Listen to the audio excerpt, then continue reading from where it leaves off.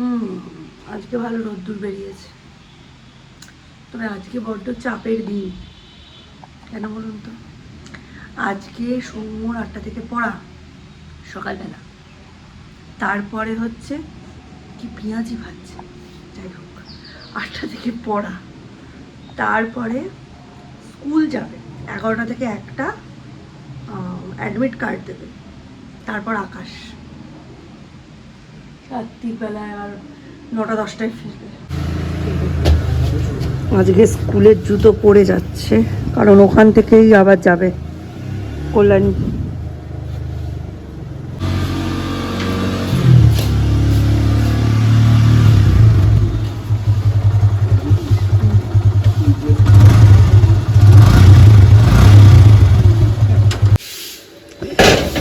বাড়ি ফিরতে ফিরতে প্রায় 1টা থেকে 2টো বাড়িতে থাকবে, তারপরে আকাশ।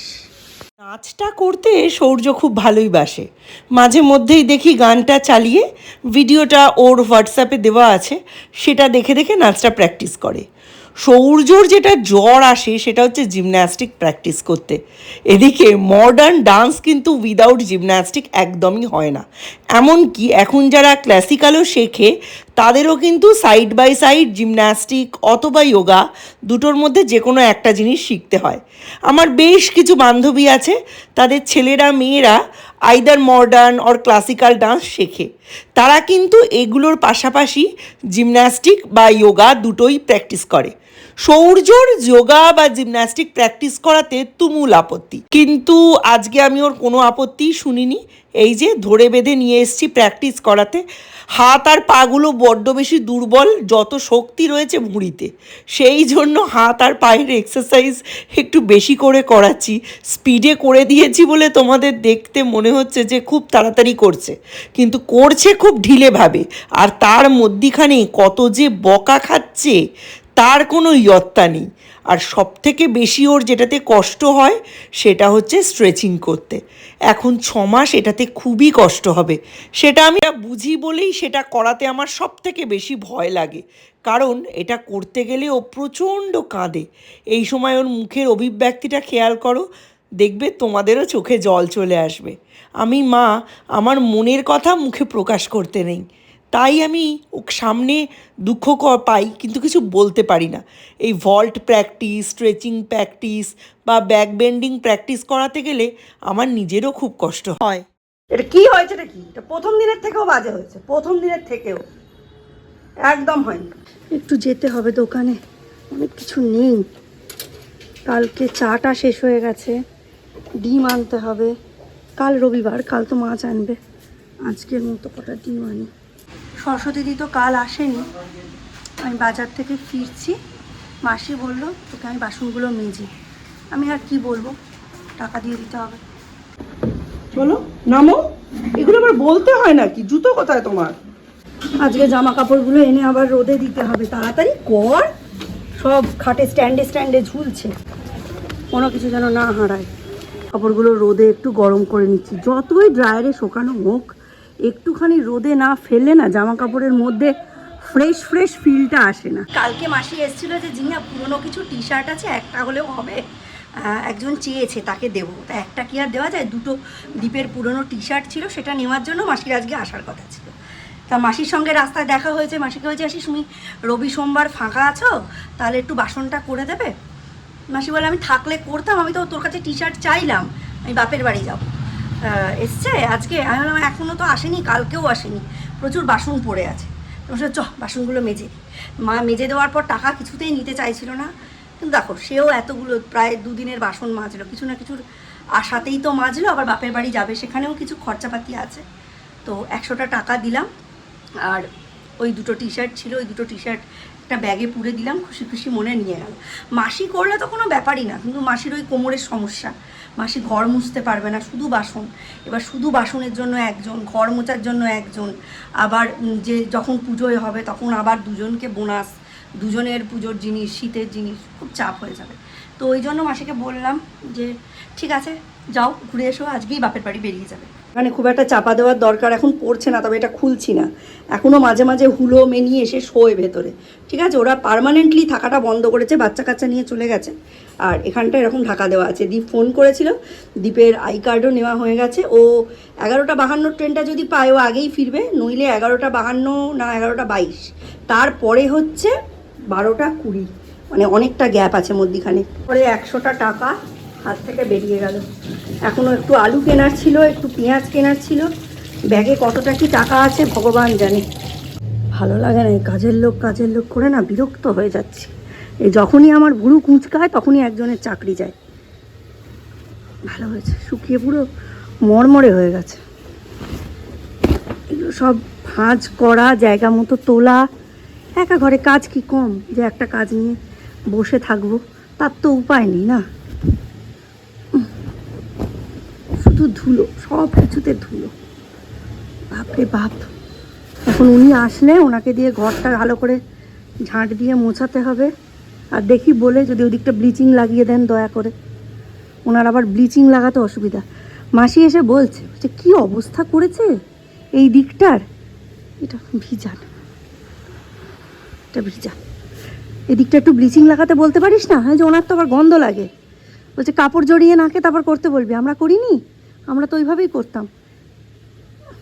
মিলিটারি করেন এই কত না আমার। ওসব মাসির কামাই আছে, সরস্বতীদের এমনি কামাই ছিল না, এই এখন একটু বেড়েছে। যা হোক, মিস্টার বিশ্বাসে এটা কেচেছিলাম, শুকাতে পারিনি। আজকে একটু শুকিয়ে খটখটে করে রাখি। পিটপিটে মানুষ তো, তাও তো আমি এখন তেমন এই পিটপিটে আমি যত্ন করতে পারি না। আগে মা কত দেখে বুঝে ওর জিনিস রাখতো। আর মায়ের দ্বারা যে যত্ন হয় সেই যত্ন বউয়ের দ্বারা হয়? এটা রোদে দিয়েছিলাম, সকাল থেকে ইনি দেহ রেখেছেন, সকাল থেকে না কালকে থেকে দেহ রেখেছেন। রোদে দিলে একদম ঝাঁকাঝাক চলবেন। এইটা দিদি ফেব্রুয়ারি মাসেই বাতিল করে দিচ্ছিল যখন আমি হসপিটালে। ওনার দুধ ফুদ কিছুটা ঢুকে গেছিলো। যেভাবে তখন দিদি 3-4 দিন সংসার চালিয়েছে, মানে 1 সপ্তাহ, 3-4 দিন না 1 সপ্তাহ, বলার কথা না। এইটা তখন থেকে ভালোই চলছে, একদম দারুণ চলছে। এই আজকে আবার রোদে দিলাম, আবার চলবে 6 মাস। কল্যাণী থেকে ট্রেনে উঠে গেছে, এবার এসেই বলবে মা চাউমিন দাও। সব বাসন মেজে দিয়ে গেছে, আমায় বললো ওপরে তুলে তুলে নে। আমি সব ওপরে তুলে তুলে নিয়েছি। শুধু এইটুকু না, এগুলোর সাথে আরও আছে, আরও এতগুলো বাসন। সব এই বাসন আজকে জায়গা মতো তুলতে হবে, এতেই লাগবে 1 ঘন্টা। এখন একদিকে গাজর আর আলু ভাজছি, আর অন্যদিকে ভাত বসিয়ে দিয়েছি। গাজর আলু ভেজে চাউমিনটা কমপ্লিট হলেই এদিকে ডিমের ঝোলটা করে ফেলবো। ডিম এই যে সেদ্ধ করে রাখা রয়েছে।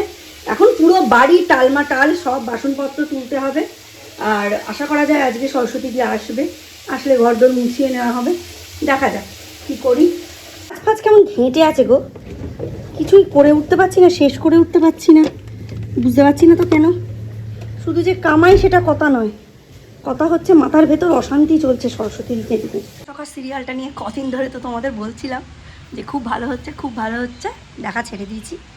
আবার সেই লীনাদির লেখা, শুধু ওই পরকীয়া, বর মরে গিয়ে ফিরে আসছে, বউ বিরক্ত হয়ে যাচ্ছে, বরের নতুন বউ আর আরেক মেয়ে আরেক ছেলে সব চলে আসছে, মানে জগা খিচুড়ি নোংরামো আবার শুরু হয়ে গেছে। ব্যাস, প্রিয় সখা সিরিয়াল দেখা হাত তুলে দিয়েছি, আর দেখবো না। যে সিরিয়াল বা যে জিনিস দেখে শরীরে, মনে, সমাজে, বাড়িতে নেগেটিভ এফেক্ট পড়ে সেই জিনিস দেখতে আমি রাজি নেই। এখনও সরস্বতী দিয়ে আসেনি, আসলে ঘরদোর মোছাবো। দেখ ঘুরে ফিরে সেই সরস্বতী দিতে চলে আসছে। হ্যাঁ, ঘরদোর মোছাবো, কটকটে রোদ্দুর উঠেছে, ওই জন্য আরেক দফা জামা কাপড় সব কাচতে দিয়েছে, ওইগুলো মেলবো।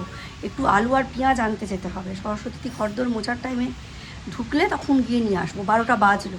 ওনার তো একটা ছাড়া গতি হবে না। আমার বাড়িতে তো শুধু কাল, আর যে বাড়িতে অনেক বছর ধরে কাজ করছে, মানে 17 না 20 বছর হলো, সে বাড়িতে তার আগের দিনও যায়নি, সকালে বৃষ্টি হচ্ছিলো বলে। তাদের বাড়িতে 2 দিন হয়ে গেল, আজকে তাদের বাড়িতে এত বাসন, সব দেরি হবে আজকে। জিও থেকে একটা প্রোডাক্ট নিয়েছিলাম, কম্বো প্রোডাক্ট, সেটা এক্সচেঞ্জ করে আবার নতুন নিতে হলো। ভুল ভাল সাইজ পাঠিয়েছিল। সৌর্যের হয়ে গেছে, সৌর্যের হয়েছে। দাদাটা কেমন হয়ে গেছে। ঘরে যা, ঘরেই আছে, খোলাই আছে, ভাইকে নিতে এসছি। তো হয়েছে মনে হচ্ছে তোর উপর দিয়ে। দৌড়ি করতে করতে প্রাণ যাচ্ছে। সামনে আলুওয়ালাটা বসেনি, জামা কাপড় পরে যেতে হবে। আর সৌর্যেরও এখনও হোমওয়ার্ক দেওয়া হয়নি, আগে দীপ বাড়ি ঢুকে গেছে, দীপকে আগে একটু কোল্ড ড্রিঙ্কস দিই, টিফিনটা দিই, দিয়ে টিয়ে তারপরে একটা জামা পরে সৌর্যকে নিয়ে আলু পেঁয়াজ নিয়ে একেবারে ফিরবো। একেই বলে বুঝলে একার ঘর। এমনি ভালো সবই, কিন্তু যা করার সব তোমাকেই করতে হবে, একলাই করতে হবে এবং অবশ্যই করতে হবে, কেউ তোমায় হেল্প করবে না। তো তুমি কারোর লেটা নেবে না, একা সংসার করবে, এটা করতে হবে না? করতে তো হবেই। সাবধানে, আস্তে আস্তে। 9টা সাড়ে 9টা তো, 9টা সাড়ে 9টা। টিফিনটাও করে দিতে পারলাম না, খেয়ে গেল বাট টিফিনটা করে দিতে পারলাম না। আর কত তাড়াতাড়ি করব, কাজের লোকফোক নেই, 1:30টা বেজে গেল, এখনও অবধি তার আসার কথা নয়, দেখতে পাচ্ছি না, মানে আজও আসবে না, এমন লাগিয়েছে। আমার মতো অবস্থায় যদি কেউ ব্লগিং চ্যানেল চালিয়ে নিয়ে যেতে পারে তার নোবেল পাওয়া উচিত। সৌম্যকে তো টিফিন দিতে পারলাম না, এখনো ডিমের ঝোল ফুটছে। কত দৌড়ঝাঁপ আর করবো, দৌড়ঝাঁপ করে করে তো পাগল হয়ে গেলাম। এই যে এখনো ডিমের ঝোল ফুটছে আর প্রেসারের মধ্যে রয়েছে ডাল, ডাল সেদ্ধ করা আছে, কাঁকরোল দিয়ে মুসুর ডাল সেদ্ধ করা রয়েছে, ফোড়ন দেবো। নদিয়ার শান্তিপুরে একটা সাংঘাতিক ঘটনা ঘটে গেছে, এখন খবরে দেখলাম। সৌম্য বেরিয়ে যাওয়ার পর মন টন খারাপ, টিভি চালিয়ে বসেছিলাম, দেখছি বাবা মা দুপুরবেলায় পাশে শুয়ে ঘুমোচ্ছে, ক্লাস 4-এর ছাত্রী, সে স্লেটে লিখেছে, আমি অনেক দূরে চলে গেলাম, তোমরা আমাকে আর খুঁজে পাবে না। এই বলে সে বাড়ি ছেড়ে চলে গেছে। বাবা মা 1-1.5 ঘন্টা ঘুমিয়ে যখন উঠেছে, উঠে দেখছে পাশে কেউ বসে নেই, বলছে কোথায় গেল মেয়ে? খুঁজতে খুঁজতে স্লেটে হাত চোখ পড়েছে, তারপর চারিদিকে খুঁজে নেই নেই নেই, এখন অবধি পাওয়া যায় না। এইসব বুদ্ধি এদের আসে কোত্থেকে? বাবা মা বলছে আমরা মোবাইল দিই না, মানে মোবাইল দেখে সে শেখেনি, শুধু একটু একটু টিভি দেখে।